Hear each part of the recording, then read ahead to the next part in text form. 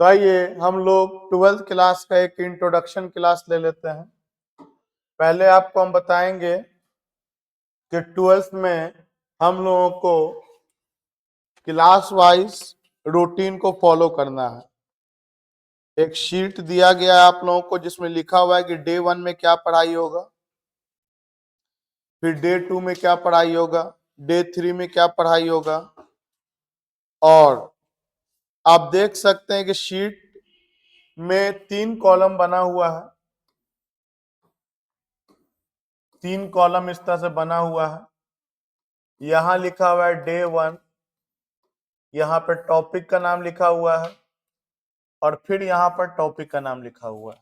तो दो जगह टॉपिक का नाम क्यों है? तो देखिए, यहाँ जो टॉपिक का नाम लिखा हुआ है ये रेगुलर क्लास में चलेगा।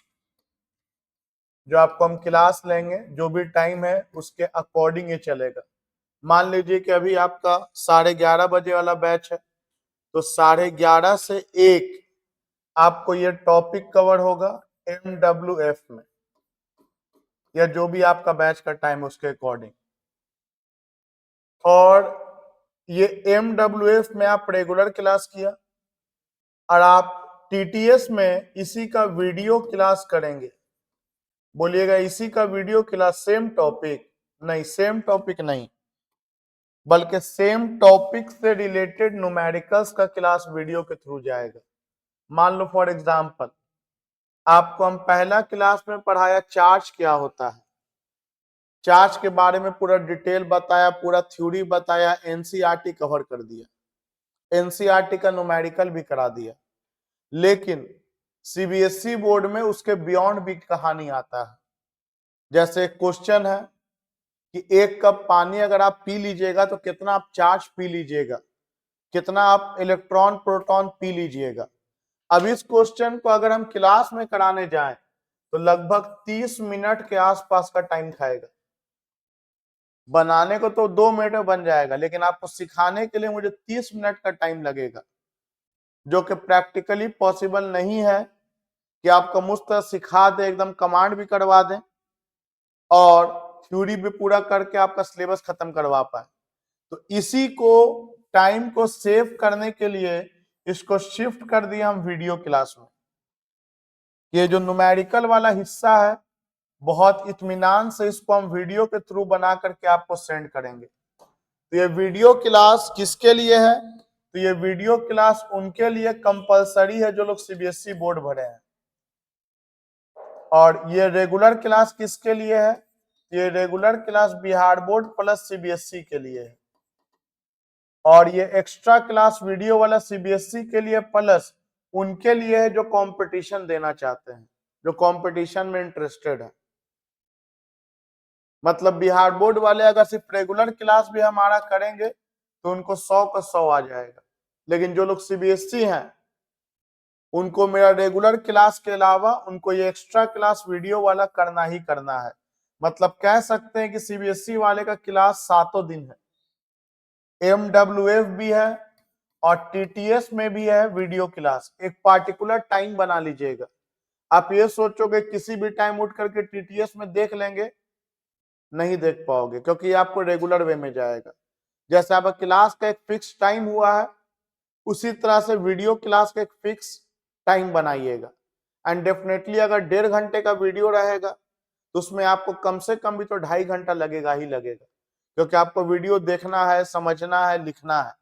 और इस तरह से वीडियो क्लास जाएगा कि बहुत इत्मीनान से समझ में उसको तो आना ही है। मान लो फिर भी ना आया तो एकदम बेफिक्र होकर के आप अगले क्लास में हमसे पूछो, आपको हम ऑफलाइन डिस्कशन करेंगे। ऐसा बिल्कुल नहीं बोल रहे हैं कि वीडियो से समझो तो समझो, नहीं तो फिर आगे बढ़ो, बिल्कुल ऐसा नहीं। वीडियो तो एक माध्यम है कि समय को बचाते हुए कितना ज्यादा से ज्यादा आपको हम इनपुट दे सकें ताकि आप एग्जाम में कंपटीशन में आउटपुट ले सको। तो किस दिन कौन सा टॉपिक होगा ये डिस्कस किया हुआ है साफ साफ। आइए ओवरऑल हम लोग कुछ बातों को समझ लेते हैं। अब आगे देखिए, आपको 10 यूनिट में पूरा चैप्टर बटा हुआ है। यूनिट 1 यूनिट 1 में 2 चैप्टर आपका आता है, चैप्टर 1 और चैप्टर 2। इस चैप्टर का नाम है electric charge and field,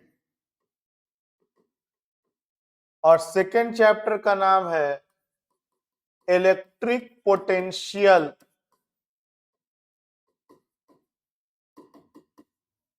and capacitor.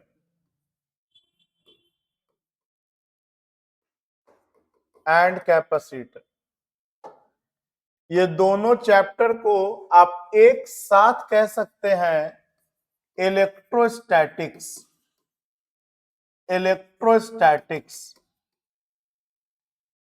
Electro का मतलब होता है चार्ज और स्टैटिक्स का मतलब होता है रेस्ट।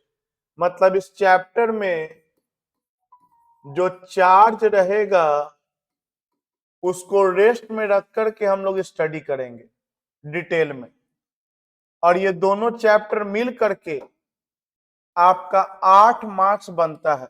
हालांकि अब मार्किंग स्कीम उस तरह फॉलो नहीं होता है, लेकिन पहले के हिसाब से अगर देखा जाए, कुछ सालों पहले के हिसाब से, तो ये 8 नंबर का चैप्टर हुआ करता था, और ये दोनों चैप्टर में लगभग आप लोगों को 2 महीना लग जाएगा।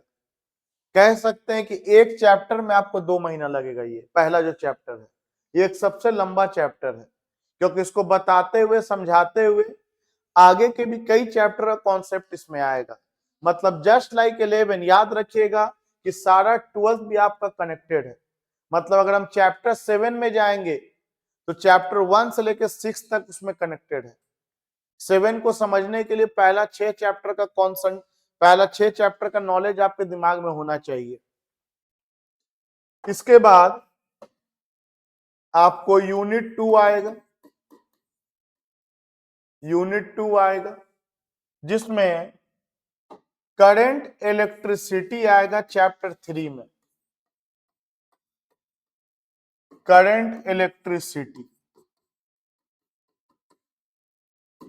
इलेक्ट्रिसिटी इसमें भी हम लोग चार्ज के बारे में ही पढ़ते हैं, लेकिन इस चैप्टर में चार्ज जो है वो फ्लो करने लगेगा, वो बहने लगेगा। पहला चैप्टर में चार्ज रेस्ट में है और इस चैप्टर में चार्ज फ्लो करने लगेगा। और ये अगर मार्किंग हिसाब से देखें तो ये 7 नंबर का चैप्टर हुआ करता है। इसके बाद आपका यूनिट 3 आ गया। यूनिट 3 में आपके पास अगेन 2 चैप्टर एक साथ है, चैप्टर 4 और चैप्टर 5। चैप्टर 4 में मैग्नेटिक इफेक्ट ऑफ करंट है। मैग्नेटिक इफेक्ट ऑफ करंट मतलब किसी तार में जब करंट बहता है तो उसके चारों तरफ वही शक्ति आ जाता है जो चुंबक के चारों तरफ होता है। मैग्नेटिक इफेक्ट ऑफ करंट पढ़ेंगे, देखेंगे क्या होता है। और 5वां में प्योर मैग्नेट के बारे में पढ़ना है, जिसको हम लोग जानते हैं मैग्नेटिज्म एंड मैटर के नाम से, मैग्नेटिज्म एंड मैटर के नाम से।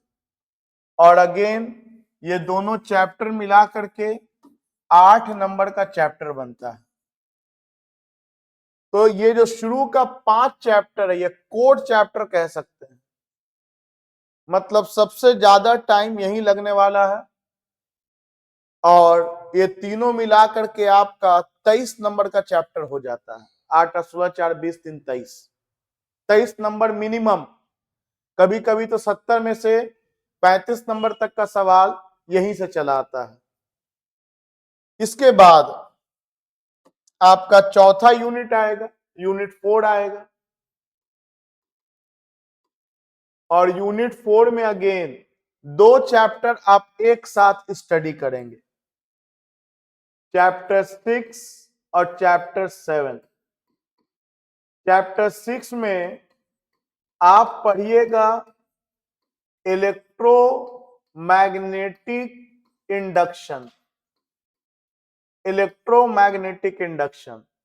और चैप्टर 7 में आप पढ़ पाइएगा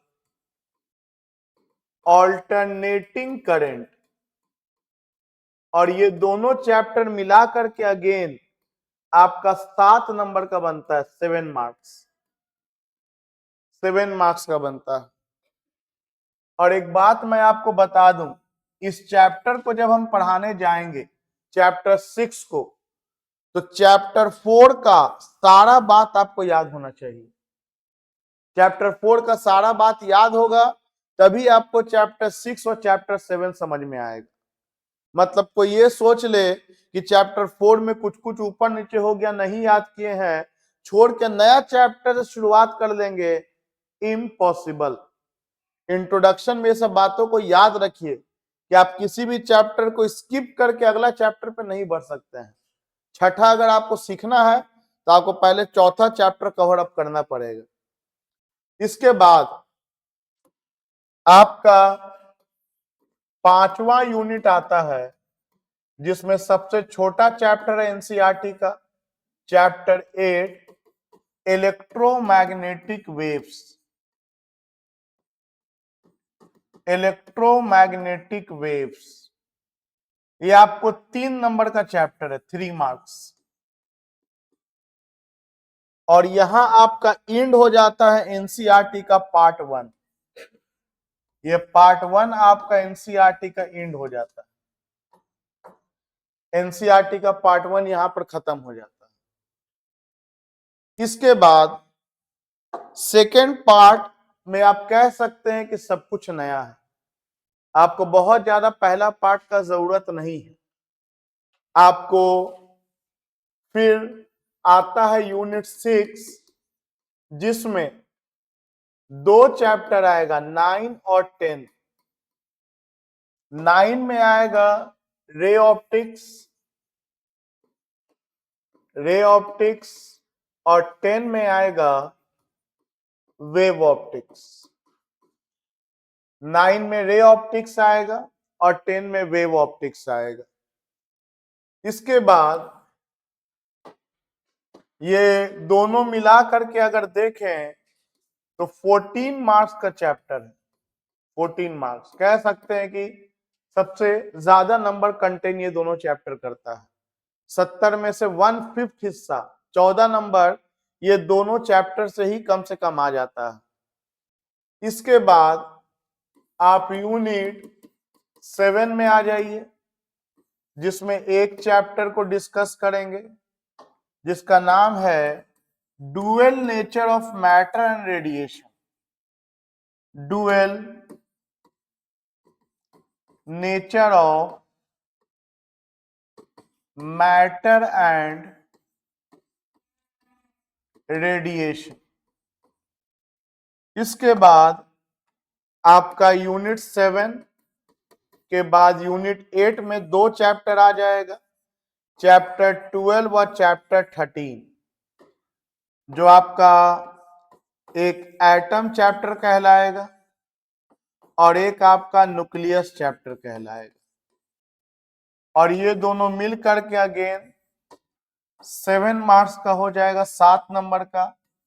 डुअल नेचर का 4 नंबर का हो जाएगा, 4 मार्क्स का हो जाएगा। एंड नाउ कम्स यूनिट 9 जिसमें चैप्टर 14 आएगा, सेमीकंडक्टर, और ये आपको अकेला 7 नंबर का चैप्टर होगा, 7 marks. And the last chapter, the last unit, unit 10, जो चैप्टर 15 है जिसका नाम है कम्युनिकेशन सिस्टम, कम्युनिकेशन, ये आपको 5 नंबर का वेटेज रखता है। अब एक बात सुनिए, एनसीईआरटी में अब आपको ये चैप्टर नहीं दिखेगा। लास्ट ईयर ये चैप्टर एनसीईआरटी से हट गया है, तो हट गया है, ये कंफर्म है सीबीएसई के लिए। बिहार बोर्ड के लिए यहां से क्वेश्चन नहीं आएगा, I can't give you the guarantee. क्योंकि बिहार बोर्ड में क्या है कि अक्सर देखा गया है कि डिलीटेड सिलेबस से भी क्वेश्चन आ जाता है, तो हमको तो भाई 100 में 100 लाना है। तो हम इसके बारे में भी कुछ कुछ पढ़ा देंगे, जो बेसिक बात है जो एग्जाम में आता है, भले वो एनसीईआरटी में ना हो, पीवाईक्यू में मिलेगा, आपसे बन जाएगा। और यहां से जो आप देख रहे हैं चैप्टर 11 से लेकर के चैप्टर 14 तक, इसको हम लोग मॉडर्न फिजिक्स के नाम से जानते हैं, मॉडर्न फिजिक्स के नाम से जानते हैं। तो अगर आप मॉडर्न फिजिक्स का नंबर का कंट्रीब्यूशन देखिएगा तो 7 7 14, 14 और 4 18, 18 नंबर का आपका ये मॉडर्न फिजिक्स का कंट्रीब्यूशन है। बहुत कम मेहनत में बहुत ज्यादा नंबर कंटेंट कर रहा है। मतलब जो आप 3 4 4 महीना पढ़ करके 12 15 नंबर के लिए काम कर रहे हैं, ये मात्र 1 से 1.5 महीना में इतना नंबर कवर हो जाएगा। तो मॉडर्न फिजिक्स नंबर उठाने वाला टॉपिक है, चैप्टर है, सीखने वाला है। अब देखिए आपको रूटीन में क्या है, जैसा कि बोला कि हर दिन कौन टॉपिक होगा वो डिस्कस करेंगे, और उसमें लिखा हुआ होगा संडे 1, संडे 2, संडे 3। तो मॉडर्न फिजिक्स आपको संडे का संडे क्लास में आएगा, मॉडर्न फिजिक्स का अलग से कहानी चलेगा जो कि संडे का संडे क्लास में आएगा। मान लीजिए कि अगर 3 संडे पढ़ा दिया तो 3 संडे में आपका एक चैप्टर खत्म हो जाएगा। मतलब जो चैप्टर शुरू का था उसमें 1 महीना लग रहा था खत्म करने में, और ये चैप्टर 3 क्लास में खत्म हो जाएगा। एटम वाला भी 3 क्लास में खत्म हो जाएगा, न्यूक्लियस वाला शायद 4 क्लास में खत्म हो जाएगा। मतलब 4 3 7 3 10, 10 क्लास में लेस देन 1 मंथ आपका ये नंबर कवर अप हो जाएगा। तो सिलेबस कैसे चलेगा, क्या चलेगा, वो सब मेरा जिम्मेदारी है, हम लोग को ये फॉलो करना है। ये फॉलो तभी हो पाएगा जब अगर क्लास का टाइम 11:30 रखा है तो 11:30 में स्टार्ट कर देना होगा, क्योंकि अगर वो 11:45 हो गया, 15 मिनट डिले हो गया, तो उस दिन का टॉपिक बचा रह जाएगा, तो फिर तो ये रद्दी हो जाएगा, इसका कोई मतलब ही नहीं रहता है। हाँ, मान लो कभी कभार ऐसा हो गया तो आगे में हमने रिजर्व डे का कंसेप्ट रखा है कि मान लो 2-3 टॉपिक आगे पीछे चल रहा है तो कोई पैनिक का बात नहीं है, रिजर्व डे के दिन हम लोग उसको कवर अप कर देंगे, मैंने उसको बना करके रखा है। दूसरी बात, हम जो पढ़ाएंगे एक क्लास का कॉपी वो रहेगा, एक कॉपी वो रहेगा जो क्लास वर्क रहेगा। उसके बाद हम जो टॉपिक पढ़ाएंगे उसका आप लोगों को एक नोट्स मिल जाएगा कि आज जो मैंने पढ़ाया है, तो जो जो टॉपिक मैंने पढ़ाया उसका एक तरह से एक पेज का नोट्स मिल जाएगा। मान लो मैंने पढ़ाया आज आपको चार्ज के बारे में, उसका प्रॉपर्टीज के बारे में, चार्जिंग ऑफ बॉडी के बारे में, तो ये नोट्स है जिसमें साफ साफ लिखा हुआ है define charging of body, charging by friction, conduction, properties of charge, पढ़ा सब देंगे, लेकिन ये प्रॉपर वे में लिखा हुआ नोट्स को फिर आपको घर में एक फेयर कॉपी में नोट्स लिखना है। इसके बाद इससे कितना तरह का क्वेश्चन बन सकता है, वो क्वेश्चन का पेपर फिर आपको हम देंगे, और उस क्वेश्चन पेपर का फिर एक अलग कॉपी बनेगा। मतलब आपके पास ओवरऑल 3 कॉपी बनेगा। एक कॉपी में आपका क्लास वर्क रहेगा, एक कॉपी में आपका नोट्स वाला रहेगा जिसमें ये लिखोगे, और एक कॉपी में आप क्वेश्चन आंसर लिखोगे। तैयारी बस इस तरह से रखना है कि जब 3 महीना बीत जाए, हम चाहे कि रिवाइज कर दे 3 महीना के चीजों को 2 दिन के अंदर, तो वो रिवाइज हो जाना चाहिए। इसका मकसद यही है, क्योंकि इंसान जब पढ़ता है तब तो याद ही रहता है, दिक्कत होता है जब बहुत आगे निकल जाता है। तो पीछे का कॉपी सही तरह से तैयार रहेगा तो रिवीजन आप कर पाओगे। तो इस तरह से आपका सबसे पहला तो होमवर्क ये हो गया कि हम आपको बोल चुके हैं कि संडे का संडे क्लास में आपका क्लास का जो टाइम है उस पे आना है, और क्लास के टाइम के बाद फिर हम आपसे पूछेंगे जो 3 दिन में पढ़ाया हुआ हो चुका होगा। अगर आप जवाब दोगे तो घर जाओगे, नहीं दोगे तो बैठ के याद करोगे। आपको घर नहीं जाने दिया जाएगा, ऑन रिकॉर्ड बोल रहे हैं, आपको घर नहीं जाने दिया जाएगा। आपको जो भी पढ़ाया जा चुका है आपको वो याद होना चाहिए, या तो घर से याद करके आओ, और नहीं तो आपको हम यहाँ क्लास में बैठा करके याद कराएंगे। मान लो मेरे बाद किसी का क्लास है तो आप ठीक है क्लास करके फिर आपको लौट के आना हो, अब आप यहां बैठ के 10 घंटा में याद करो चाहे 12 घंटा में याद करो, आप कैसे याद करते हो आपका प्रॉब्लम है। क्योंकि आप अगर हफ्ता भर याद करोगे डेली 3-3 घंटा करके तो आपको तो आराम आराम से याद हो जाएगा। लेकिन आप पूरे हफ्ता नहीं पढ़ोगे तो फिर वो पूरे हफ्ता का मेहनत आपको संडे के एक दिन करना पड़ेगा, एंड डेफिनेटली ये इजी नहीं होगा। आपके लिए भी टफ होगा, हमारे लिए भी टफ होगा, लेकिन टफ काम करेंगे। क्योंकि अल्टीमेटली आपको जब याद हो जाएगा तो फिर एग्जामिनेशन में लिख पाओगे, डर नाम का कोई चीजें नहीं रहेगा, और डर के तो खैर पढ़ना ही नहीं है। तो this was all about the syllabus. सबसे पहला होमवर्क तो आपका यही हो गया कि आपको ये पूरा चैप्टर का नाम याद होना चाहिए। बोलोगे चैप्टर का नाम ही याद करना है? बिल्कुल आपको चैप्टर का नाम याद होना चाहिए, आपका पहला होमवर्क है ये। आपसे बोलेंगे 15 चैप्टर है, 15 चैप्टर का नाम बताओ। आपको सारा चैप्टर बताना है और भी सीरियल वाइज बताना है। याद कैसे होगा? बैठ के थोड़ी रट्टा मारेंगे, रफ कॉपी में उसको लिखेंगे। डेली आज लिखोगे, कल लिखोगे, परसों लिखोगे, 4 दिन में याद हो जाएगा। क्योंकि आपके पास सुनाने के लिए 1 हफ्ता रहेगा। 1 हफ्ता में सुबह शाम लिखोगे 14 बार, 20 बार, 25 बार, एकदम याद हो जाएगा। याद करना ही है, कोई दूसरा ऑप्शन नहीं है। आइए हम लोग चैप्टर 1 के बारे में अब थोड़ा इंट्रोडक्शन ले लेते हैं।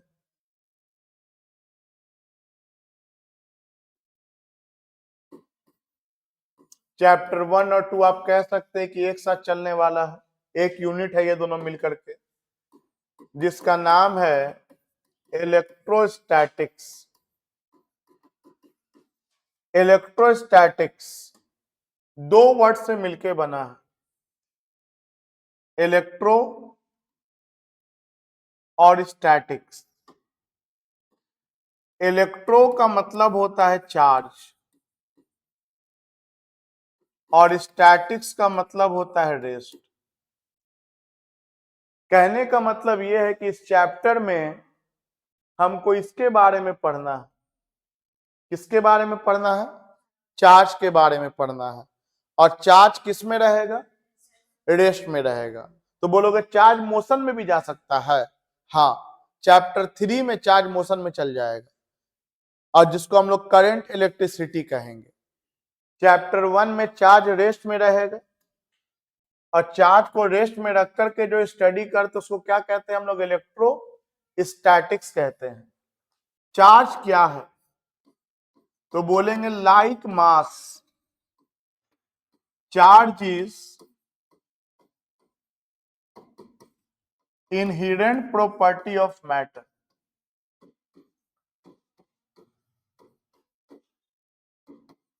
अब इसका मतलब समझो, मैंने जो लिखा है,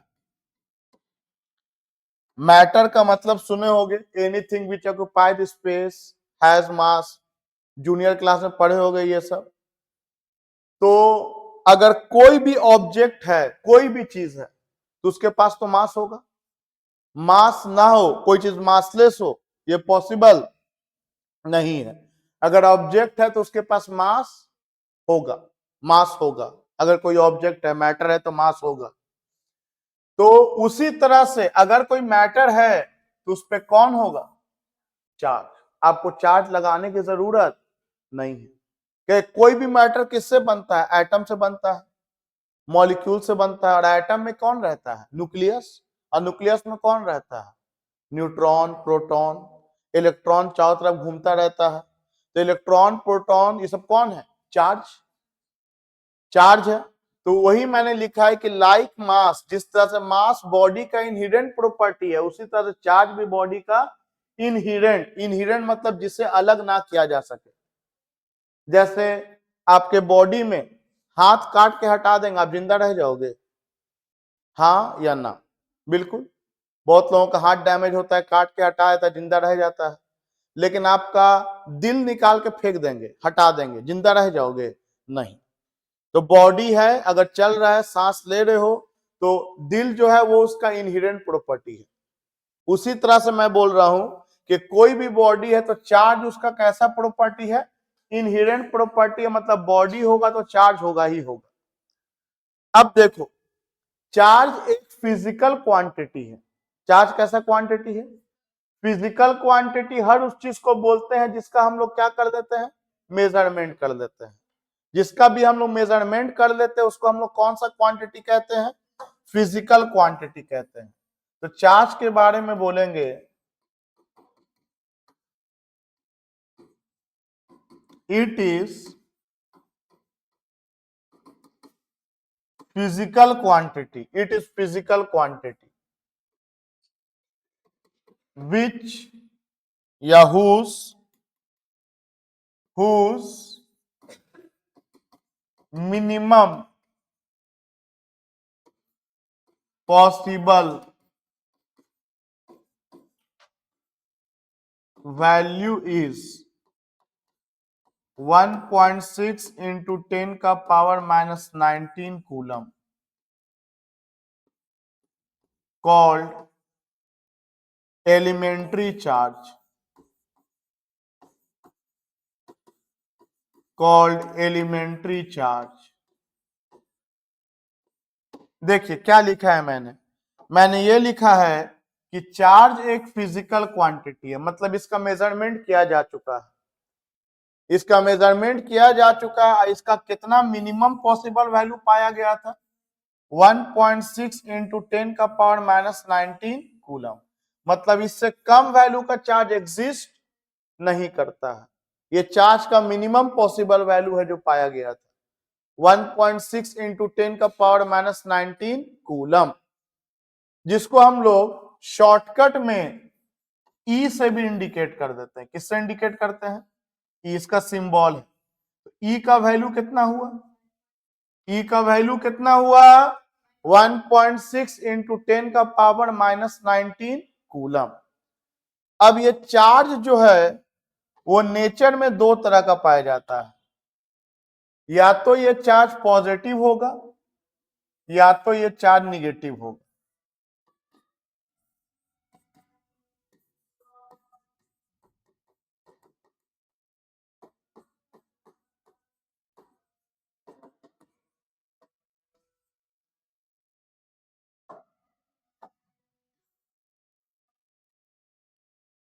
यहां तक उतारिए तब तक आसान हो जाएगा।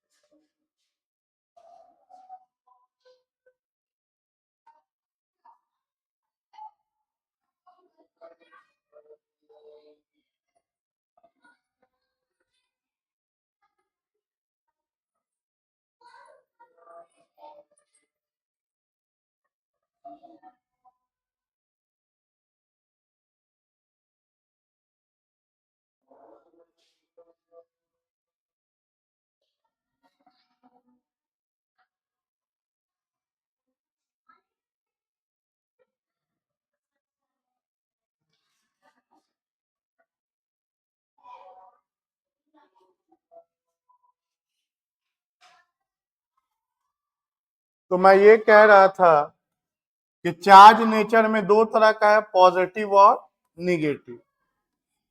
देखिए पॉजिटिव हुआ तो हम लोग इसको क्या कहेंगे, प्रोटॉन, और अगर चाहिए निगेटिव हुआ तो इसको हम लोग क्या कहेंगे, इलेक्ट्रॉन।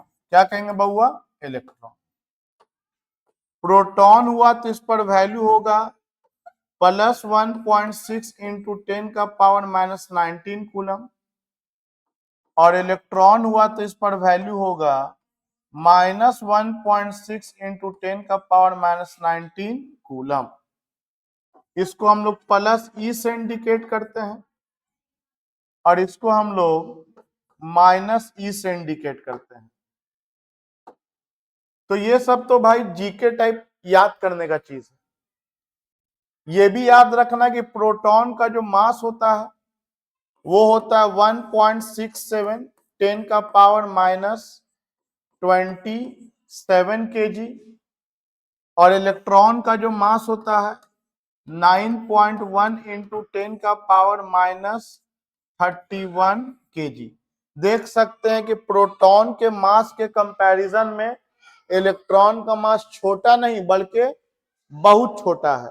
ये -27 और वो कितना है -31, 4 जीरो का फर्क है, बहुत छोटा है। चलो आगे बढ़ते हैं थोड़ा, देखिए यहां ध्यान से, ये जो चार्ज है ये दो तरह से रह सकता है,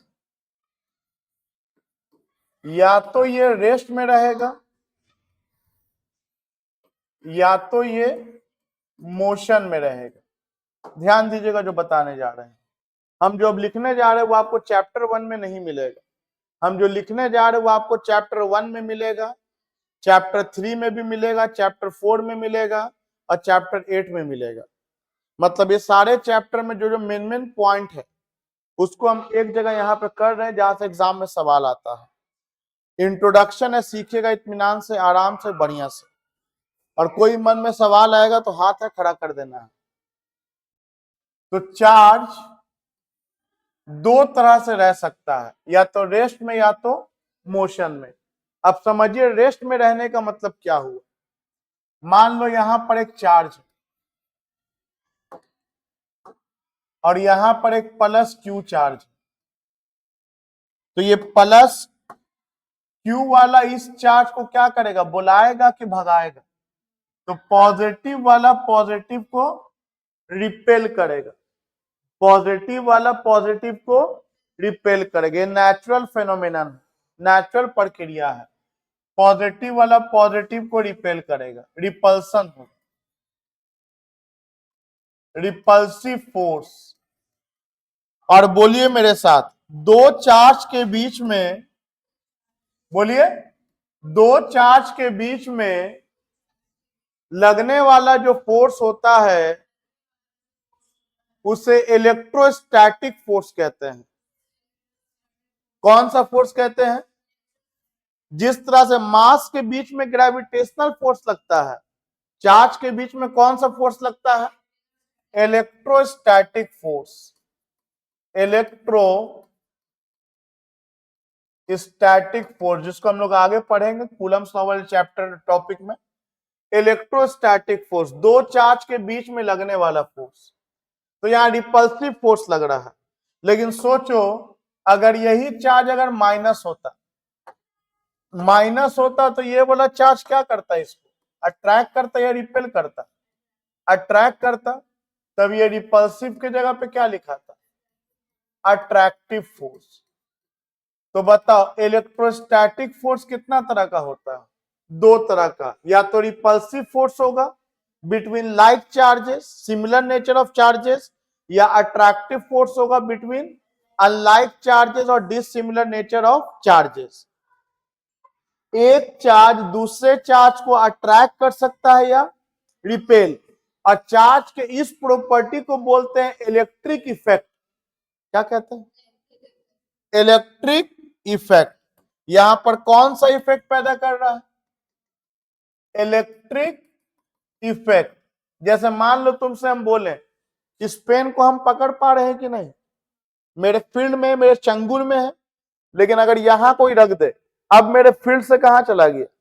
बाहर। अब मेरे फील्ड के बाहर, इसको हम पकड़ नहीं पा रहे हैं। तो बोलो एक चार्ज दूसरे चार्ज पर जहां तक अपना फोर्स लगा सकता है वह उसका इलेक्ट्रिक फील्ड कहलाता है।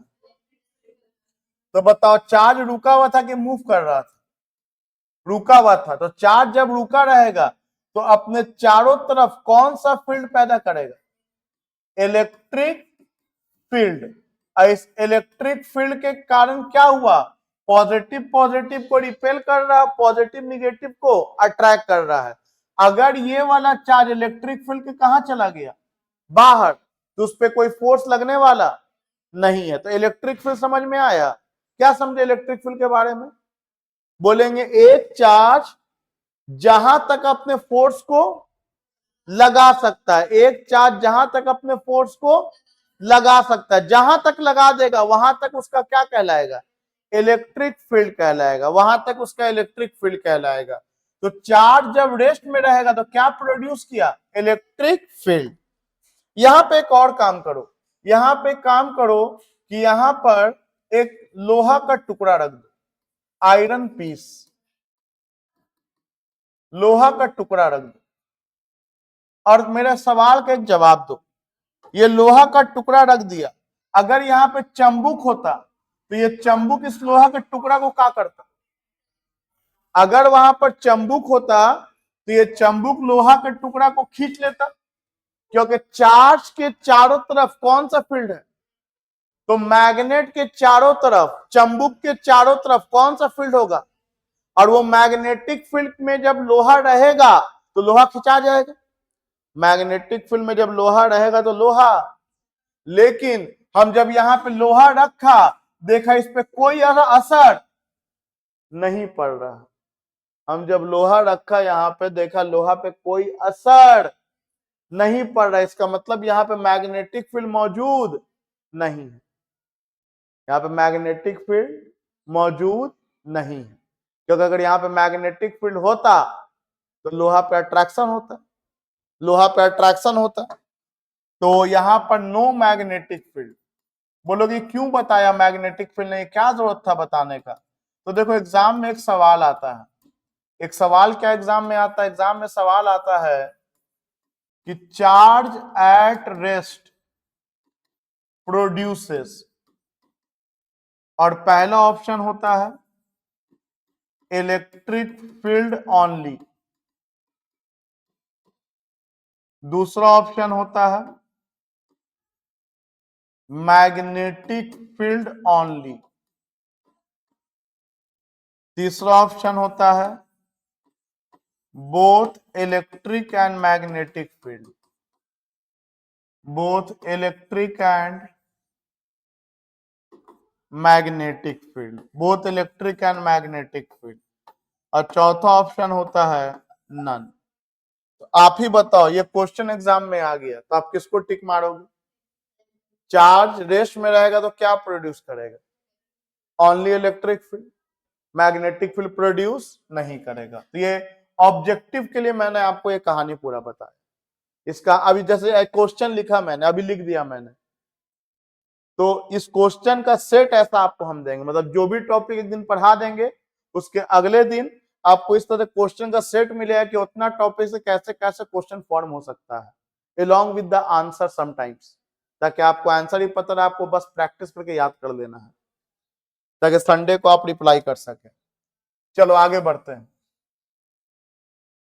आगे बढ़ते हैं।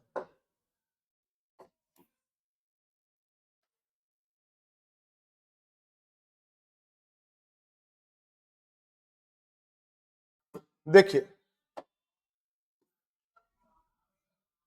अब चार्ज को आप मोशन में लेकर चले, तो मोशन में दो कैटेगरी है। मोशन में कितना कैटेगरी है? दो। एक होगा यूनिफॉर्म वाला मोशन, यूनिफॉर्म मोशन, और एक होगा नॉन यूनिफॉर्म मोशन। एक यूनिफॉर्म है और एक नॉन यूनिफॉर्म है। यूनिफॉर्म नाम से ही क्लियर है, चार्ज मोशन में रहेगा लेकिन इसका वेलोसिटी क्या रहेगा? कांस्टेंट। और वेलोसिटी कांस्टेंट होने के कारण इसका एक्सेलरेशन क्या होगा? जीरो। तो इसको वर्ड में अगर बोले तो ये कैसा मोशन है, एक्सेलरेटेड कि नॉन एक्सेलरेटेड? तो ये नॉन एक्सेलरेटेड मोशन है, ये नॉन एक्सेलरेटेड मोशन है। अब समझिए यहां क्या होगा, देखिए ध्यान से आप लोग। आपको जैसा कि बोला कि आपको हम जो पढ़ा रहे हैं ये आपको अलग अलग चैप्टर में दिया है, अलग अलग चैप्टर में दिया है। आपको हम चैप्टर 4 में पढ़ाएंगे एक टॉपिक, ओएस्टेड एक्सपेरिमेंट, ओएस्टेड एक्सपेरिमेंट। उसमें देखिए क्या पढ़ाएंगे आपको हम, समझ लीजिए इन शॉर्ट। एक सर्किट बनाया, यहां पे रजिस्टर है, रजिस्टर है, एक सर्किट बनाया, उसमें एक बैटरी लगा दिया, एक स्विच लगा दिया और ऐसे है। इसके बाद क्या किया, यहां पर एक मैग्नेटिक कंपास ले लिया। कौन सा कंपास ले लिया? मैग्नेटिक, जिसमें एक नॉर्थ पोल है और एक साउथ पोल है, एक नॉर्थ और एक साउथ पोल है।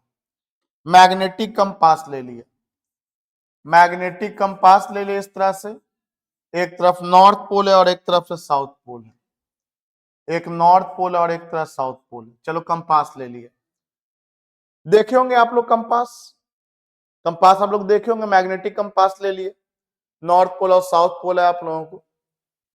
तो उसका कांटा जो है कंपास का एक पार्टिकुलर डायरेक्शन में अरेंज है।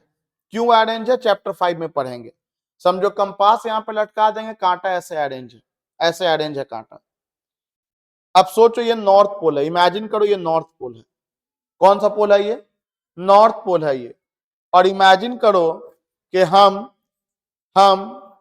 एक चंबुक ले आए, मैग्नेट, मैग्नेट का ये वाला साउथ पोल है। कौन सा पोल है बताओ? साउथ को यहां पे लाएंगे और ये कौन है? तो ये साउथ को लाएंगे और ये नॉर्थ है, तो नॉर्थ वाला साउथ की तरफ अट्रैक्ट हो जाएगा, नॉर्थ वाला साउथ की तरफ अट्रैक्ट हो जाएगा। और अगर हम नॉर्थ ही को यहां ले जाएं तो नॉर्थ वाला नॉर्थ को रिपेल कर देगा। मतलब असर तो होगा इस पे। असर क्यों हो रहा है? क्योंकि यहाँ पे कौन सा क्या है, यहाँ पे मैग्नेट, और मैग्नेट के चारों तरफ क्या है? अरे मैग्नेट के चारों तरफ क्या है? Magnetic field. उस मैग्नेटिक फील्ड के कारण इसमें अट्रैक्शन या रिपल्सन आ रहा है, मैग्नेटिक फील्ड के कारण। तो यहां पर अभी हम कंपास को रखा, देखा कुछ नहीं हो रहा है, होना भी नहीं चाहिए, मैग्नेटिक फील्ड तो है नहीं यहाँ पे। इसके बाद हम क्या किया, यहां पे स्विच को बंद कर दिया। जैसा ही स्विच को बंद करेंगे, आपको पता होगा, नहीं पता है तो सुन लीजिए कि बैटरी में चार्ज है और वो चार्ज को फ्लो कराएगा, यहां से चार्ज बहेगा। कहां से कहां बहेगा? पॉजिटिव से निगेटिव। हायर पोटेंशियल कहते हैं पॉजिटिव को, और इसको लोअर पोटेंशियल कहते हैं। तो चार्ज का फ्लो होगा हायर पोटेंशियल से लोअर पोटेंशियल की तरफ। और जैसा ही चार्ज का फ्लो हुआ तो इसमें क्या आ गया? Current. Current is nothing but the flow of charge. बस पर यूनिट टाइम में चेक कर लेते हैं। तो पर यूनिट टाइम में जो चार्ज का फ्लो होता है उसको हम लोग करंट कहते हैं। और जैसा ही करंट गया यहां से, तो आप क्या देखा कि यहां जो कंपास का निडिल था वो मुड़ गया। कंपास का निडिल क्या कर गया? मुड़ गया। कंपास का निडिल मुड़ गया। आप देखा यहाँ पे ऐसे करेंगे, नीचे आ जाएगा साउथ, ऊपर नॉर्थ आ जाएगा, इधर साउथ आ जाएगा। ये क्या किया हम, वो हम जानते हैं, आप पढ़ोगे चैप्टर 4 में। हटाओ अभी। कंपास का निडिल जो पहले ऐसे अरेंज था वो ऐसे घूम गया, ऐसे जो था वो करंट देते के साथ ऐसे घूम गया। और जैसा ही हम स्विच को खोल दिया फिर नॉर्मल हो गया। अच्छा यहाँ पे कोई मैग्नेट है? यहां पर कोई मैग्नेट है? एक सिंपल सर्किट है, सिंपल इलेक्ट्रिक सर्किट है, उसके बावजूद भी यहां पे ऐसा लगा ना कि कोई मैग्नेटिक फील्ड क्रिएट हो गया।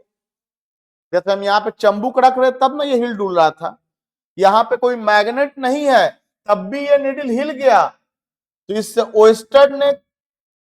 ओस्टेड ने एक बात बोला, कंक्लूजन किया। क्या कंक्लूजन किया? बोलो मेरे साथ। जब तार में करंट का फ्लो होगा तो तार में उसके चारों तरफ मैग्नेटिक फील्ड क्रिएट होगा, मैग्नेटिक फील्ड क्रिएट होगा। जब तार में करंट का फ्लो होगा तो उसके चारों तरफ क्या क्रिएट होगा, मैग्नेटिक फील्ड क्रिएट होगा, उसके चारों तरफ मैग्नेटिक फील्ड क्रिएट होगा। तो मैग्नेटिक फील्ड क्रिएट हो गया। तो अब बताओ, करंट का मतलब चार्ज ही ना फ्लो कर रहा है, तो बताओ चार्ज जब फ्लो कर रहा है तो इलेक्ट्रिकल इफेक्ट तो अभी भी होगा, मतलब यहां पर जो इलेक्ट्रिक फील्ड मौजूद था तो अभी भी चार्ज के चारों तरफ इलेक्ट्रिक फील्ड तो अभी भी होगा, लेकिन इलेक्ट्रिक फील्ड के अलावा कुछ और प्रॉपर्टी बढ़ गया ना। कौन सा फील्ड आ गया, मैग्नेटिक फील्ड। एग्जाम में सवाल क्या आएगा, एग्जाम में सवाल आएगा कि चार्ज रेस्ट में ना होकर के लिख देगा in uniform motion, in uniform motion. अगर यूनिफॉर्म मोशन में रहा तब क्या प्रोड्यूस करेगा, तब तीसरा option, both electric field as well as magnetic field, जिसको इलेक्ट्रोमैग्नेटिक फील्ड भी कह सकते हैं। तो आई होप कि आपको कुछ समझ में आया हो। रेस्ट में रहेगा तो सिर्फ इलेक्ट्रिक फील्ड प्रोड्यूस करेगा, और जब ये मोशन में चल जाएगा तो इलेक्ट्रिक फील्ड भी प्रोड्यूस करेगा और मैग्नेटिक फील्ड भी प्रोड्यूस करेगा, दोनों ही प्रोड्यूस करेगा। चलिए, तो अब आते हैं इसका नॉन यूनिफॉर्म मोशन में। नॉन यूनिफॉर्म मोशन आपको पढ़ना है चैप्टर 8 में, तो फिर देख लो एक बार, ये चैप्टर 1 में पढ़ाएंगे, इलेक्ट्रिक फील्ड बहुत डिटेल में पढ़ेंगे चैप्टर 1 में, ये करंट वाला पढ़ेंगे चैप्टर 3 में, और ये मैग्नेटिक इफेक्ट ऑफ करंट पढ़ेंगे चैप्टर 4 में, और ये पढ़ेंगे चैप्टर 8 में। चैप्टर 8 का नाम ही है इलेक्ट्रोमैग्नेटिक वेव। तो सुनो, अब अगर हम चार्ज को मोशन में रखें, लेकिन कैसा मोशन, नॉन यूनिफॉर्म, मतलब स्पीड बढ़े स्पीड घटे, चार्ज का स्पीड बढ़े और चार्ज का स्पीड घटे, मतलब वेलोसिटी कांस्टेंट हुआ कि वेरिएबल, बोलिए, वेलोसिटी क्या होगी, वेरिएबल। और एक्सेलरेशन जीरो हुआ कि जीरो नहीं हुआ, एक्सेलरेशन जीरो नहीं हुआ। इसका मतलब कैसा मोशन हुआ, एक्सेलरेटेड कि नॉन एक्सेलरेटेड, एक्सीलरेटेड मोशन। ये सब लैंग्वेज जबान पे चढ़ाना है। तो चार्ज का कौन सा मोशन के बारे में सोचेंगे हम लोग, बोलिए बोलिए, चार्ज के किस मोशन के बारे में हम लोग सोचेंगे, एक्सीलरेटेड मोशन के बारे में अब हम लोग सोचेंगे। तो देखो यहां ध्यान से समझोगे। आओ अगले पेज में करते हैं। तो चार्ज मोशन में तो है, लेकिन इस बार इसका वेलोसिटी कांस्टेंट नहीं है, एक्सीलरेटेड चार्ज पार्टिकल है इस बार। कैसा चार्ज पार्टिकल है बाबू, एक्सीलरेटेड। अब एक्सीलरेशन कैसे देंगे वो तो अलग सा कहानी है, वो तो एक्सपेरिमेंट है, कैसे देंगे अभी हम लोग नॉलेज टाइप थ्योरी टाइप समझ रहे हैं। एक्सीलरेटेड चार्ज पार्टिकल, बोलो मेरे साथ, जब एक्सीलरेटेड चार्ज पार्टिकल होगा तो इलेक्ट्रिक फील्ड तो होगा, और वो तो पहले भी था, चार्ज ही होगा तो इलेक्ट्रिक फील्ड होगा, उसके चारों तरफ इलेक्ट्रिक फील्ड बनेगा, साथ में फ्लो कर रहा है, करंट आ गया तो कौन सा फील्ड होगा, मैग्नेटिक फील्ड भी होगा। ये दोनों तो रहबे करेगा, पहले भी था, लेकिन एक चीज और होने लगा, यहां से लाइट बाहर आने लगा, लाइट एनर्जी। इस लाइट एनर्जी को हम लोग नाम देते हैं इलेक्ट्रोमैग्नेटिक वेव्स। क्या नाम देते हैं हम लोग, इलेक्ट्रोमैग्नेटिक वेव। सिंपल बोले तो लाइट एनर्जी, जिसके बारे में चैप्टर 8 में डिटेल में पढ़ना है, इलेक्ट्रोमैग्नेटिक वेव्स। कुछ लाइट आपको दिखता है, कुछ लाइट आप लोगों को नहीं दिखता है। 7 कलर दिखता है ना विबग्योर में, violet, indigo, blue, green, yellow, orange, red, है ना, 7 कलर दिखता है हम लोगों को, तो वो विजिबल में आता है। तो बोलो हम क्या बताया कि अगर मान लो आप क्वेश्चन एग्जाम में दे, क्वेश्चन एग्जाम में दे कि charge particle, a charge particle in non uniform motion, या a charge particle in accelerated motion, accelerated word use कर दे यूनिफॉर्म के जगह पे, एक्सीलरेटेड मोशन, और ये ऑप्शन दे तो बोलेंगे नन। बोलोगी तो प्रोड्यूस कर, इसके अलावा और भी तो है। अगर ऑप्शन में ये जोड़ देता, ऑल्सो रेडिएट्स, ऑल्सो रेडिएट्स, उससे बाहर निकलेगा, क्या बाहर निकलेगा? Electromagnetic waves. तब ये ऑप्शन टिक मार देते, नहीं दिया है तो ये टिक मारेंगे ना। तो चार्ज जब एक्सिलरेटेड मोशन में होगा तब उससे इलेक्ट्रिक फील्ड भी निकलेगा, मैग्नेटिक फील्ड भी निकलेगा, और साथ में उससे क्या बाहर आएगा? Electromagnetic waves. तो एग्जाम में अगर 1 नंबर का सवाल आ गया, जो आ चुका है सीबीएसई में कई बार, बिहार बोर्ड में भी, कि what is the source of electromagnetic wave, मतलब इलेक्ट्रोमैग्नेटिक वेव का क्या सोर्स हुआ, क्या सोर्स हुआ, तो उसका जवाब क्या होगा? Accelerated charge particle is the source of electromagnetic wave. Accelerated charge particle is the source of electromagnetic wave. अब यहां पे एक एक्स्ट्रा जानकारी आपको हम दे दे रहे हैं, एक्स्ट्रा जानकारी जो आपको याद होना चाहिए। इलेक्ट्रोमैग्नेटिक वेव आपको 7 तरह का होता है। इलेक्ट्रोमैग्नेटिक वेव आपको 7 तरह का होता है। अब आज मैं नाम बता रहा हूं और आज के बाद से आप सभी को ये सारा 7 नाम याद होना चाहिए अरेंज वे में। 7 तरह का होता है, नाम जान लो, इसमें कोई फिजिक्स नहीं है, नाम बता रहे हैं। इसका बहुत डिटेल चैप्टर 8 में करेंगे, नाम जान लो। इलेक्ट्रोमैग्नेटिक वेव में एक होता है गामा रे, जिसका एनर्जी इतना ज्यादा होता है कि लोहा को भी छेद कर सकता है, जो रेडियो एक्टिविटी के दौरान निकलता है। ये आप देख नहीं सकते हैं, देखना दूर की बात, अगर आसपास आ गया इसका कि कण, तो फिर जिंदा ही नहीं बचेगा कोई, गामा रे। उसके बाद दूसरा होता है एक्स रे, इसमें इतना ताकत होता है कि ये फ्लैश को छेद कर देता है, गोश्त को, हड्डी को छेद नहीं कर पाता है तो एक्सरे आ जाता है। बॉडी में जहां पर दरार होगा उसको छेद करके चला जाएगा, और हड्डी को छेद नहीं करेगा तो 2 हड्डी के बीच में दरार दिख जाएगा हमको, ये एक्सरे हो गया आपका। और तीसरा होता है अल्ट्रा वायलेट लाइट, सुने होंगे सूरज से आता है अल्ट्रा वायलेट लाइट, ज्यादा सन में रहोगे तो बोलते हैं टैनिंग इफेक्ट हो रहा है, कालापन आ रहा है स्किन पे, तो अल्ट्रा वायलेट लाइट ये भी हम लोग को दिखता नहीं है, ये सब नहीं दिखता लेकिन ये सब लाइट है, लाइट का कैटेगरी है। इसके बाद जो है वो हम लोगों को दिखता है, जिसको हम बोलेंगे विजिबल लाइट, विजिबल लाइट। और इसी विजिबल लाइट के कैटेगरी में चला आता है विबग्योर, VIB, इसी विजिबल लाइट के कैटेगरी में चला आता है VIBGYOR, VIBGYOR, violet, indigo, blue, green, yellow, orange, red. Hindi में बोलते हैं बैगुनी हपीनाला, हिंदी में अगर उसी को बोला जाए विबग्योर को तो बैगुनी हपीनाला। खैर जूनियर क्लास में पढ़े होंगे आप लोग। तो गामा रे होता है, एक्सरे होता है, अल्ट्रा वायलेट होता है, विजिबल होता है, इसके बाद होता है infrared light, infrared light, infrared light, ये भी आपको नहीं दिखेगा, यूं ही आप देखना चाहोगे नॉर्मल आई से तो नहीं दिखेगा। इसके बाद होता है माइक्रोवेव्स, जो माइक्रो ओवन से में रहता है, निकलता है। एंड लास्टली होता है रेडियो वेव्स। तो मेरा आपसे क्या एक्सपेक्टेशन है? तो मेरा आपसे एक्सपेक्टेशन यही है कि आज मैंने ये 7 नाम लिख दिया, आपको ये 7 नाम इस सीक्वेंस में याद होना चाहिए। ये 7 नाम याद होगा, gamma ray, X ray, ultraviolet, visible, infrared, microwaves, radio wave. और वैसे भी याद करना कोई भारी चीज नहीं है। अब देखो यहाँ पे वायलेट है, ये वायलेट से जो ज्यादा हुआ वो अल्ट्रावायलेट, और यहाँ पे रेड है तो रेड से जो कम हुआ वो इंफ्रारेड। इंफ्रा मतलब होता है अंदर वाला, अल्ट्रा मतलब होता है ऊपर वाला। बोलते हैं ना अल्ट्रा वाला एकदम है, मतलब बेहतर है, बेहतर से भी बेहतर, अल्ट्रा वाला। अब बोलते हैं ना इंफीरियर क्वालिटी का, अंदर वाला क्वालिटी का है।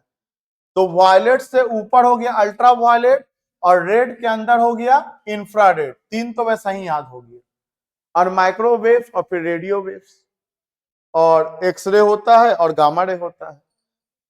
और इस सीक्वेंस में इसको जो लिख दिया, हम तो 7 नाम तो आगे पीछे भी बोल सकते हैं, लेकिन सीक्वेंस में अगर हम बोलेंगे तब इसको बोलते हैं इलेक्ट्रोमैग्नेटिक स्पेक्ट्रम। अगर सीक्वेंस में कह दिया, अगर सीक्वेंस में कह दिया, सजा के कह दिया, अरेंज वे में कह दिया, तब इसको कहते हैं हम लोग इलेक्ट्रोमैग्नेटिक स्पेक्ट्रम, इसको इलेक्ट्रोमैग्नेटिक स्पेक्ट्रम कहते हैं। अगर इसको हम लोग अरेंज वे में लिख दिया, अरेंज वे में कर दिया, तो चलो अब इससे थोड़ा और आगे बढ़ते हैं और जानते हैं कि चार्ज का क्या क्या प्रॉपर्टीज होता है, चार्ज का क्या क्या प्रॉपर्टीज होता है। तो टॉपिक का नाम अब आता है properties of charge, properties of charge. Charge का पहला इंपॉर्टेंट प्रॉपर्टी है कि charges are additive in nature. Additive का मतलब होता है जिसको सिंपल वे में हम लोग जोड़ घटाव कर सके। Additive in nature, charges are additive in nature, जिसको सिंपल वे में जोड़ घटाव कर सके। जैसे आपसे हम बोलेंगे इधर खींच दिया 3 न्यूटन का ताकत लगा के, इधर भी खींच दिया 3 न्यूटन का ताकत लगा के, इधर खींच दिया 3 से और इधर भी खींच दिया 3 से। पेन किधर जाएगा, इधर या इधर? कहीं नहीं जाएगा। तो 3 + 3 जोड़ेंगे तो कितना आ जाएगा? 0। तो क्या ये बचपन में सीखे थे 3 + 3 0? नहीं, ये आगे जाके सीखे, क्योंकि वेक्टर क्वांटिटी है ये। इसमें डायरेक्शन समेत जुड़ेगा कि 3 i कैप होगा और ये 3 -i कैप होगा और जोड़ेंगे तो 0 आएगा। तो ये वेक्टर फॉर्म में जुड़ता है। लेकिन चार्ज में ऐसा कोई दिक्कत नहीं है। चार्ज स्केलर है, मतलब 3 कूलम और -3 कूलम को जोड़ेंगे तो कितना हो जाएगा? 0। 3 कूलम और 3 कूलम को जोड़ेंगे तो कितना हो जाएगा? 6 कूलम। मतलब वही जोड़ घटाव है जो बचपन से तुम लोग सीखे हो, उसी को बोलते हैं एडिटिव इन नेचर। तो एडिटिव इन नेचर मतलब सिंपल वे में ऐड कर दो, अल्जेब्रिक सम कर दो। अल्जेब्रिक सम क्या होता है? 2 coulomb + 5 coulomb 7 coulomb, algebraic sum. तो अगर हम बोले जोड़ो, क्या जोड़ो भाई? तो बोले तुमसे charge due to 4 protons plus charge due to 3 protons. बोलेंगे जोड़ो, बोलेंगे ठीक है सर जोड़ना है ना। तो बोलेंगे सर एक प्रोटॉन पे कितना चार्ज? तो एक प्रोटॉन पे ई चार्ज, और ई का वैल्यू आपको पता है 1.6 × 10⁻⁻19 कूलम। एक प्रोटॉन पे ई चार्ज, तो 4 प्रोटॉन पे 4 ही चार्ज, बहुत आसान। 4 प्रोटॉन पे 4 ही चार्ज, प्लस एक प्रोटॉन पर ई चार्ज, तो 3 प्रोटॉन पर 3 ई चार्ज, दोनों को जोड़ो तो बोलेंगे जोड़ तो दिया 7 ई चार्ज होगी। खत्म, बात हो गया, खत्म, फिनिश। उसी तरह से तुमको बोलेंगे कि charge due to 4 electrons plus charge due to 1 proton. बोलेंगे जोड़ो, क्या आप जोड़ सकते हो? सोचो ना, charge due to 4 electrons plus charge due to 1 proton जुड़ जाएगा? बोलेंगे यस सर। एक इलेक्ट्रॉन पे कितना चार्ज? -e, तो 4 इलेक्ट्रॉन पे -4e। हमेशा सोचा करो, अगर वीडियो देख के पढ़ रहे हो और कोई सवाल किया है तो आंसर पर पहुंचने से पहले पॉज मार के सोचो, वो आपको हेल्प करेगा। इन्वॉल्व रहो। तो एक इलेक्ट्रॉन के कारण -e चार्ज, 4 इलेक्ट्रॉन के कारण -4e चार्ज, और एक प्रोटॉन के कारण e चार्ज, तो कितना हो गया टोटल? -3e, -3e हो गया। ये हो गया टोटल चार्ज आपका, आपका नेट चार्ज हो गया। उसके बाद एक और देखते हैं, charge due to 5 protons plus charge due to 5 electrons. बताओ कितना होगा? 5 प्रोटॉन है और 5 इलेक्ट्रॉन है, तो 5 प्रोटॉन के कारण +5e, 5 इलेक्ट्रॉन के कारण -5e, कितना हो गया? आपको हम बताना ये चाहा असल में कि total charge can be positive, total charge can be negative and total charge can be zero, और जीरो को ही बोलते हैं न्यूट्रल है body, body neutral. So total charge can be positive, negative और zero. It is very clear that charges are additive in nature, charges additive in nature होता है। Charge का दूसरा प्रॉपर्टी, चार्ज का दूसरा प्रॉपर्टी है charges are quantized, very important, quantized. देखो हर उस चीज को क्वांटाइज कहते हैं जो किसी के मल्टीपल में हो, जो किसी के मल्टीपल में हो। तो चार्ज किसके मल्टीपल में है? ई के मल्टीपल में है। एक प्रोटॉन हुआ तो 1e, दो प्रोटॉन हुआ तो 2e, तीन प्रोटॉन हुआ तो 3e, इलेक्ट्रॉन हुआ 6 तो -6e। अगर 4.5 प्रोटॉन हुआ तो बोलेंगे 4.5 प्रोटॉन पॉसिबल नहीं है। जब भी होगा तो 1e, 2e, 3e, 4e, 5e, मतलब इंटीजर में होगा। तो बोलेंगे क्वांटाइज का मतलब हुआ कि चार्ज जब भी एग्जिस्ट करेगा तो इंटीग्रल मल्टीपल ऑफ ई। सोच के देखो ना, अगर 5 प्रोटॉन हुआ तो कितना लिख देंगे? 5e। और अगर 8 प्रोटॉन हुआ तो 80 लिख देंगे। और अगर 6 प्रोटॉन हुआ तो 6e लिख देंगे।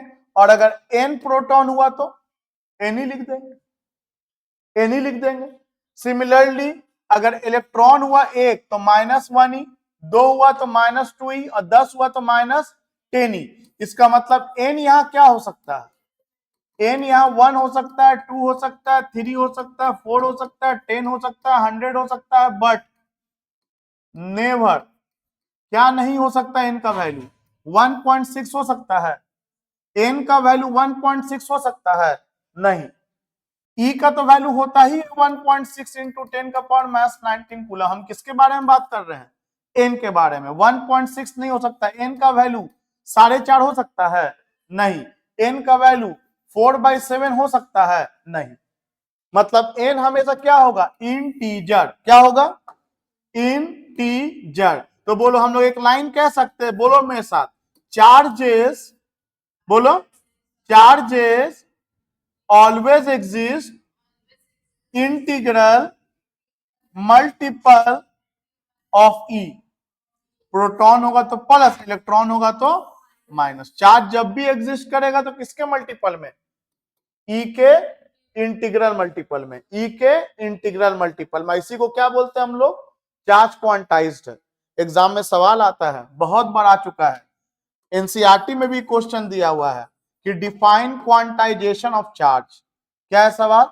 Define quantization of charge, quantization of charge. Charge quantize होता है, आप इसे क्या समझते हैं? तो बोलेंगे charges always exist in integral multiple of elementary charge e, elementary charge e. मतलब चार्ज जब भी एग्जिस्ट करेगा तो इंटीग्रल मल्टीपल ऑफ ई के, इंटीग्रल मल्टीपल ऑफ ई के, जहां ई का वैल्यू कितना होता है? 1.6 इंटू 10⁻19 कूलम। और इसी को हम लोग बोलते हैं क्वांटाइजेशन ऑफ चार्ज, क्योंकि चार्ज का एक मिनिमम वैल्यू है, उससे कम का चार्ज पॉसिबल नहीं है। इंडिपेंडेंटली यही तुम्हारा चार्ज एग्जिस्ट करता है। चार्ज का अगला प्रॉपर्टी है तीसरा, charges are invariant. Charges are invariant. Invariant मतलब क्या हुआ? देखो, वेरिएंट मतलब होता है जिसका वैल्यू बदल जाए, और इनवेरिएंट का मतलब होता है जिसका वैल्यू ना बदले। तो तुम सोच के देखो, हम जब लिफ्ट से नीचे आते हैं तो फील करना बॉडी थोड़ा हल्का लगता है, फील करना बॉडी हल्का लगता है, ये फैक्ट है। अगर लिफ्ट कुछ एक्सेलरेशन से नीचे आ रहा है तो बॉडी थोड़ा हल्का लगेगा।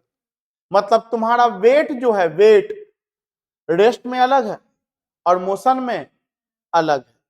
या तुम सोचो, इमेजिन करो कि किसी ऊंचे जगह से तुम कूद गए, बेंच वेंच से कूद गए, छत्ता से बालू पे कूद गए, तो जब तक तुम हवा में रहोगे तब तक तुमको अपना वेट महसूस नहीं होगा, तुमको लगेगा कि हम तो हवा हवाई हैं। जब तुम टकराओगे जमीन से तब वेट महसूस होगा। तो तुम्हारा जो वेट है वो रेस्ट में और मोशन में सेम है कि बदल जा रहा है? बदल जा रहा है। रेस्ट में वेट अलग होता है और मोशन में वेट अलग होता है। तो वेट जो है वो वेरिएंट है। लेकिन चार्ज के बारे में क्या लिखा है? चार्ज वेरिएंट है कि इनवेरिएंट? इसका मतलब हुआ कि चार्ज का वैल्यू रेस्ट में और मोशन में बदलता, मतलब चैप्टर 1 में भी चार्ज का जो वैल्यू हम लोग पढ़ रहे हैं 1.6 इंटू 10 का पावर माइनस 19 कूलम, जब ये मोशन में चल जाएगा करंट इलेक्ट्रिसिटी में, तब भी इसका वैल्यू सेम रहेगा। तो चार्ज इनवेरिएंट है। इसका मतलब यही हुआ कि value of charge not changes, either it is in rest और इज इन मोशन। चलिए, चार्ज का अगला प्रॉपर्टी क्या है? चौथा। तो चार्ज का चौथा प्रॉपर्टी है चार्जेस आर कंजर्व। अब इस कंजर्व के ऊपर हम लोग आगे चर्चा करेंगे डिटेल में कुछ एग्जांपल्स के साथ। फिलहाल इतना जान लो, कंजर्व कहने का मतलब होता है हर वो चीज जिसको ना तुम क्रिएट कर सको और ना तुम डिस्ट्रॉय कर सको। हर वो चीज जिसको ना तुम क्रिएट कर सको ना तुम डिस्ट्रॉय कर सको, उसको बोलते हैं कंजर्व। मतलब जो इनिशियल हो वही फाइनल हो। अगर शुरू में 0 था तो बाद में भी क्या हो? 0। अगर शुरू में 6 था तो बाद में भी क्या हो? 6। उसको बोलते हैं कंजर्व। इसको एग्जांपल से हम लोग समझेंगे आगे। ऐसे इन शॉर्ट समझ लो। मान लो NaCl ले लिया, सोडियम और क्लोरीन। तो कोई भी एटम इसमें बताओ, सोडियम में प्रोटॉन कितना है? 11। तो प्रोटॉन के कारण कितना चार्ज होगी? 11 ही। सोचो ना भाई, एक प्रोटॉन पे 1 ही, तो 11 प्रोटॉन पे 11 ही। और जितना प्रोटॉन होगा उतना ही क्या होता है? इलेक्ट्रॉन। तो इलेक्ट्रॉन के कारण चार्ज कितना होगी? -11 ही। तो बताओ टोटल चार्ज कितना होगी? 0। इसी को बोलते हैं न्यूट्रल है। कोई भी एटम जो होता है वो शुरुआत में न्यूट्रल ही होता है। All atoms are initially electrically neutral. All atoms are initially electrically neutral because positive charge due to protons are cancelled out by negative charge due to electrons. Protons के कारण जितना पॉजिटिव चार्ज होगा, electrons के कारण उतना negative charge होगा, एक दूसरे को कैंसिल कर देगा। अगर हम क्लोरीन का बात करें, क्लोरीन का बात करें तो क्लोरीन में 17 प्रोटॉन के कारण +17 ही और 17 इलेक्ट्रॉन के कारण -17 ही। तो कितना ये भी हो गया? ये भी आपका 0 हो गया। अगर हम क्लोरीन का बात करें तो 17 ही प्लस में और 17 ही माइनस में। और अगर दोनों को मिला के बात करें, दोनों को मिला के एक सिस्टम मान लें, तो बताओ 0 + 0 इक्वल टू क्या हो गया? 0।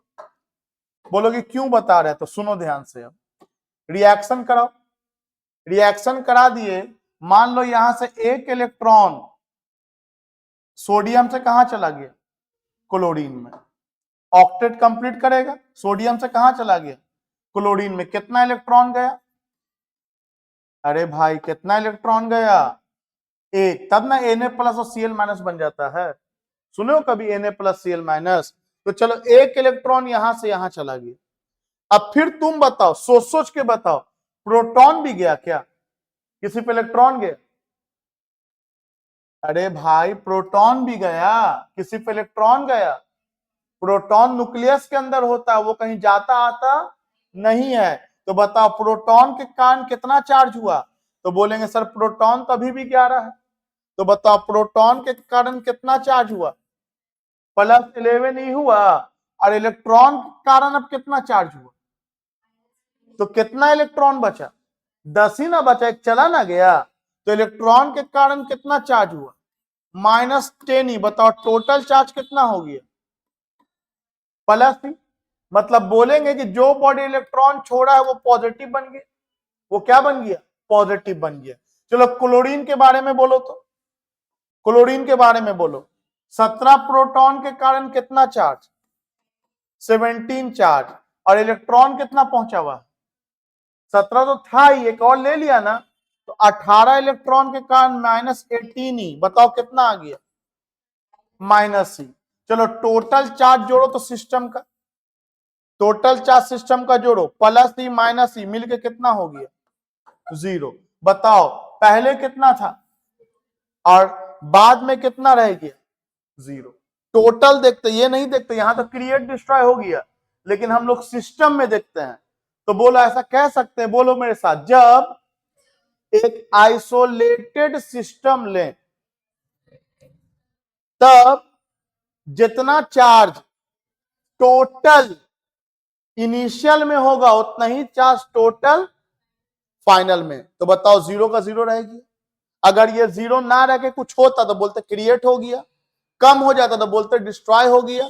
लेकिन आप साफ देख सकते हैं कि ना तो क्रिएट हो पाया, सिर्फ चार्ज एक बॉडी से दूसरे बॉडी में ट्रांसफर हो गया। इसी को बोलते कंजर्वेशन नेचर ऑफ चार्ज। तो बताओ कंजर्वेशन नेचर ऑफ चार्ज के बारे में क्या बोल सकते हैं? Charge is conserved.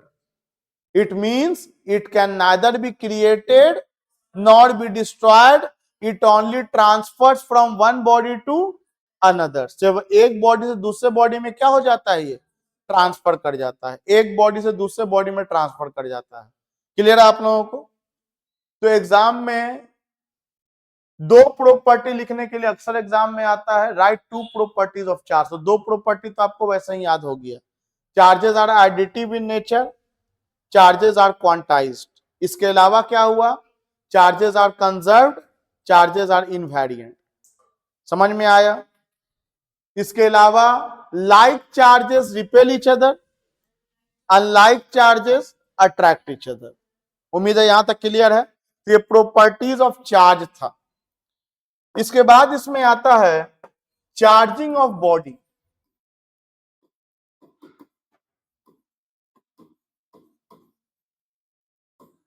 तो अभी अभी आपको हम बताया कि कोई भी बॉडी जो होता है वो शुरुआत में न्यूट्रल होता है।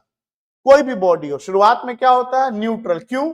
क्योंकि उसमें जितना प्रोटॉन्स होता है उतना ही क्या होता है, इलेक्ट्रॉन्स। जितना नंबर ऑफ प्रोटॉन्स होता है उतना ही नंबर ऑफ इलेक्ट्रॉन्स होता है। तो प्रोटॉन्स के कारण जितना पॉजिटिव चार्ज, इलेक्ट्रॉन्स के कारण उतना ही निगेटिव चार्ज। ये बात समझ में आया? तो चार्जिंग ऑफ बॉडी को हम लोग अगले लेक्चर में देख लेंगे।